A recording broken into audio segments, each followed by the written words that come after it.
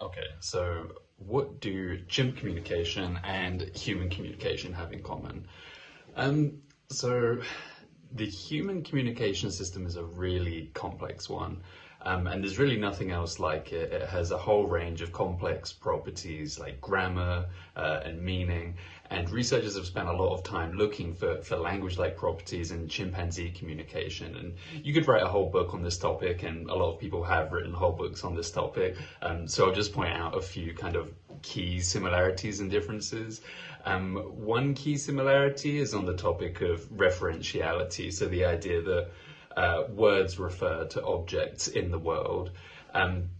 And some have made the claim that some chimpanzee vocalizations function in a similar way. So, for example, chimpanzees produce vocalizations when they find food to alert others that there's food there. And studies of the acoustic qualities of those sounds that they produce have found that they produce acoustically distinct vocalizations depending on what the food is. So you might find, for example, that the sound produced for an apple is acoustically different to the sound produced for an orange. And on that basis, some have claimed that chimpanzee vocalizations are referential in a similar way that words can be considered referential. Another really famous example is dialects. So studies of different chimpanzee groups and the vocal qualities of the vocalizations produced by those different groups have found that different groups producing the same sound but slightly differently, which has been claimed as evidence for something like dialects in chimpanzees. So we see a lot of interesting similarities between human communication and chimpanzee communication, and they're just a couple of examples that I like.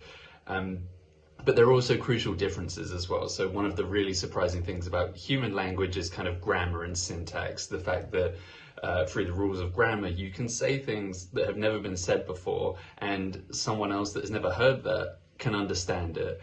And there's kind of growing evidence that chimpanzees can combine their vocalizations into sequences that might take on different functions or different meanings, but there's really nothing quite like grammar in chimpanzees and elsewhere in nature.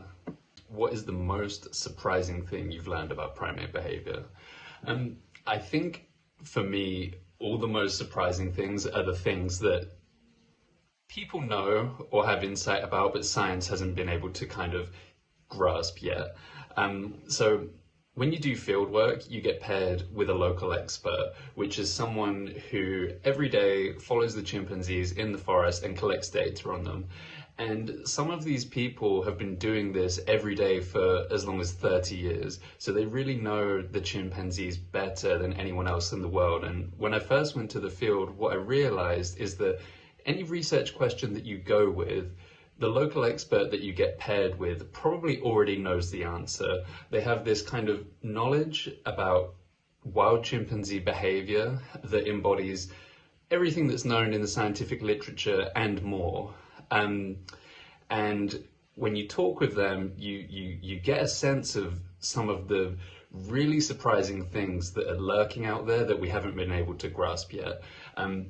So one of my favorite examples is from the topic of inter-community conflicts. So chimpanzees from neighboring communities have conflicts with each other. They have territories and they patrol the boundaries of their territories, and sometimes they go into neighboring territories and they have conflicts with neighboring communities, violent, aggressive conflicts with members of neighboring communities that they see as competitors. And we really don't know a huge amount about these inter-community conflicts from a scientific perspective because they're really difficult to study. They're very complex. They involve a whole group of individuals. So they're very difficult to kind of follow. They're very dynamic situations. So you have lots of individuals doing lots of different things. So it's really difficult to kind of systematically observe and get a grasp of what's going on. And in addition to that, they're very rare. So to give a sense of how rare it is, in 12 months in the field, I have probably seen 3 inter-community conflicts. So they don't happen a lot, and they're very complex and dynamic. So they're really difficult to understand scientifically. But when you talk to some of the local experts that have seen tons of these over the years. They can tell you really interesting things about, for example, the tactics that the chimpanzees seem to be using for inter-community conflicts. So in conversations, I found out things like they will first kind of get into a group together. Someone will signal that they're going to go for a territory patrol. They will all go and patrol. Then they will divide up into groups, and a small group will go deeper into the territory. Kind of like the analogy that was used was that they're like frontliners, like soldiers in an army, and they'll go through and send back some kind of subtle communication signal, like a gentle vocalization that will alert the others that have stayed behind that they've reached a certain location. And then those others that were behind will all start to produce loud vocalizations so that the other community think that the whole group is all the way back, whereas in actuality there's a smaller group that are closer, and as the community approaches where they think the main group is, the smaller group will then ambush them. And this is crazy. This is so complex, and the implications as far as the complexity of the chimpanzee mind are just kind of staggering. So I think the most surprising things are the things that we really haven't been able to kind of get a grasp of yet. Do chimpanzees select names for each other?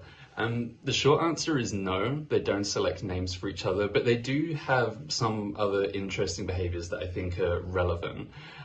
So some research on the vocal acoustics of chimpanzees shows that chimpanzees have an individual vocal signature. So if you look at the acoustics of the sound that they produced, you can tell what individual produced what sound, in the same sense that we all have unique vocal signatures. Without seeing who's talking, you often know who's talking because people have a kind of a unique sound, which can come from just the unique setup of your vocal tract and your vocal morphology. It can be perhaps partly learned and something that comes through social shaping, how others react to the sounds that you produce. And what's particularly interesting about these vocal signatures is that there's also evidence that other chimpanzees recognize those vocal signatures and maybe make decisions based on those vocal signatures. So experimental studies, for example, in captivity have shown that when you play a sound to a chimpanzee of another individual group member, they're able to match a picture of that individual to the sound. So they don't have names, but they do have individual vocal signatures that they seem to be able to recognize and use to make decisions.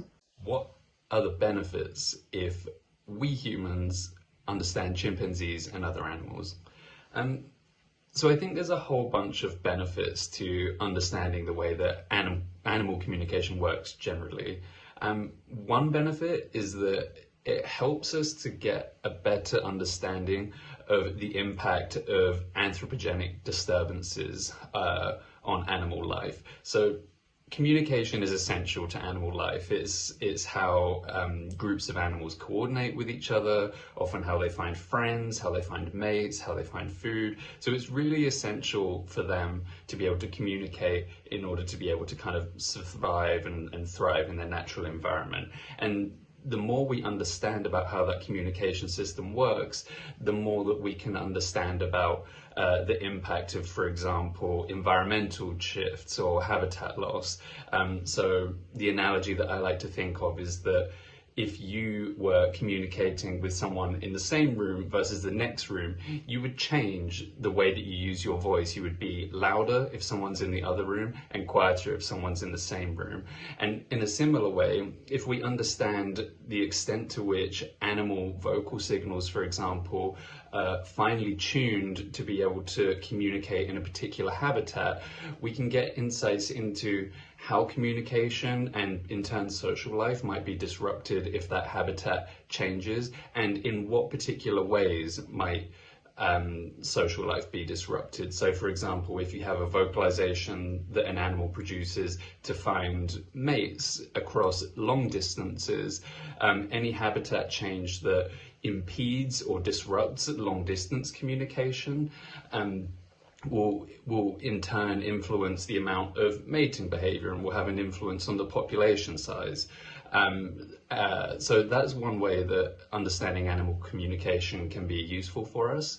It also helps us to understand what's going on amongst the animals that we're studying. So for example, if we know that certain vocalizations tell us that animals are stressed and tell us to what extent they're stressed, then we can get a better insight into the impact that things that are going on in their environment are having on them.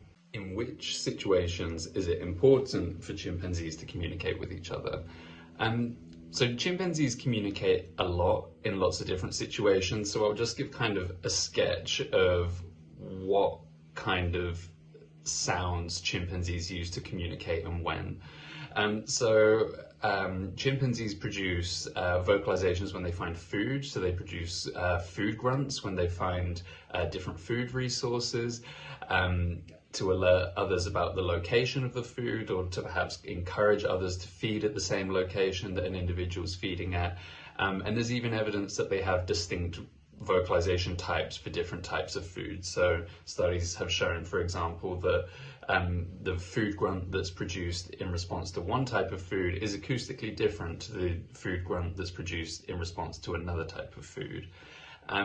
Chimpanzees also produce alarm calls for each other, so they produce vocalizations called who calls, which alert other chimpanzees around about dangers like snakes, for example, or leopards that can be in the environment. They also produce these who calls often to initiate rest or to initiate travel with other group members. Chimpanzees produce vocalizations a lot in social interactions. So during aggressive interactions, chimpanzees often scream, for example. And there's studies that have shown that when you look at the acoustics of the scream vocalizations, screams are even acoustically different depending on whether an individual is the victim of an attack or the aggressor in an attack.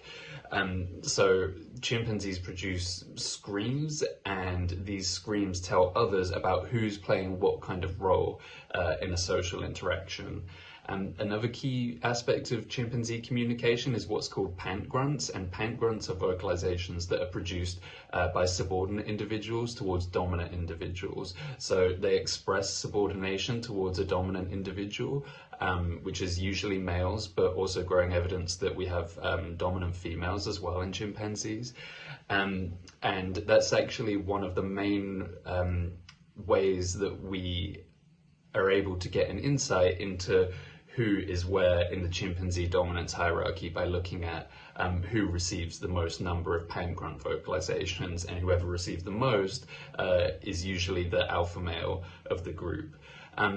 And one of the most interesting and unique vocalizations that chimpanzees produce is a vocalization called a pant-hoot, which is a very complex sound. It's quite long, it travels across very far distances, several kilometers, and it's made up of 4 distinct phases. So it has an introductory phase of kind of soft hooing sounds, then a build-up phase that gets louder and louder, a climax phase, which is something more like screaming, and then a letdown phase, which is more similar to the kind of hooing phase in the introduction. So these are very complex vocalizations with multiple stages to them, and those different stages might contain different information. So acoustic studies of these pant-hoot vocalizations have suggested that they contain information about the age of the caller, the identity of the caller, the sex of the caller, the context that the call was produced in, and even the community that the individual producing the call belongs to.